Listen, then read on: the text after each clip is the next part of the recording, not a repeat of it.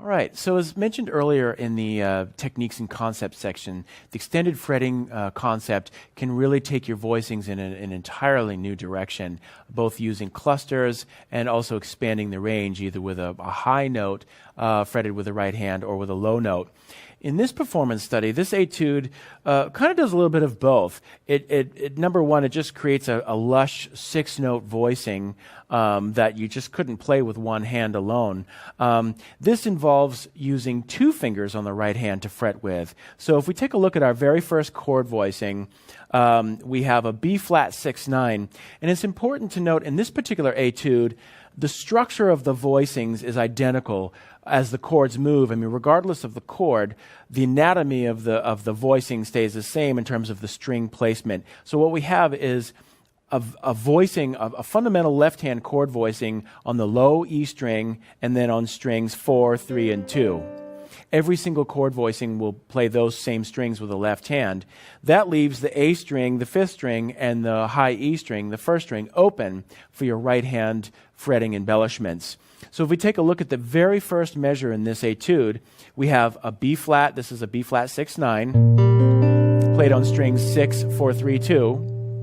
And then we're fretting the 8th fret A string that's indicated with a box in the tab with the index finger of the right hand, and then we're plucking that with the thumb. And then we're using the middle finger of the right hand to fret and then pluck the 8th fret high E string. So we fret it, and then we can pluck that with the pinky. So again, very similar to the artificial harmonic harp technique, where we're going back and forth between the pinky or the ring finger with the thumb plucking the string that the harmonic is on. Now instead of playing a harmonic, you're just fretting those notes. So you can strum that, or in this case, arpeggiate it. So what we're going to do, if we look at the first measure there in 3-4, we're simply arpeggiating each of these, or we're moving low to high through the strings using the thumb. And then the last note on the high E string will be played by the pinky plucking up. So the pattern is just basically this.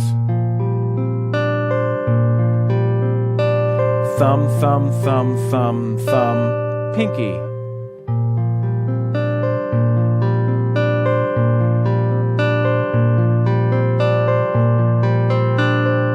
And that pattern will literally be repeated for every single chord in this etude. This is something that can make a wonderful introduction to a song. I used this for an introduction of my arrangement of My Romance on my Indigo CD. And it's just as a wonderful way to set up a mood for a song. But the physical pattern on this etude is exactly the same for every chord. So you're just simply moving the left hand from one chord to the next. So the next chord in measure 5 is an F6-9 over A, so we can just adjust our left hand to do this. But the right hand is doing the exact same thing for every chord. The next chord voicing is an A flat 13 sharp 11. So you can hear with this voicing, you're getting both effects of the extended fretting. You're getting the cluster, the half step, and then also the expanded range of this high C that you just wouldn't be able to play. So throughout this etude, the left hand moves around a lot between different chord voicings, but the right hand is essentially in 2 places, the 8th fret, and then later on in 13th fret for both strings. So once you get the motion of the right hand together, and a lot of it is just experimenting with the angle of your hand. You want to go a little forward, further back. But I think generally speaking, because your middle finger is longer than your index finger, the middle finger might need to bend a little bit. I mean, you can even just try this looking at your right hand. Try to bend your knuckle so that they're kind of at the same length. And that's what you want to go for when you're using this technique, when you're fretting notes on the neck, that the length of your index finger should match where the tip of your middle finger would be.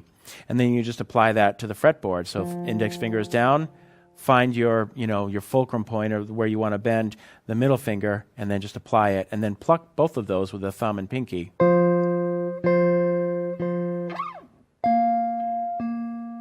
And once that starts to feel comfortable, then you can add in the left hand and just sweep through the arpeggios.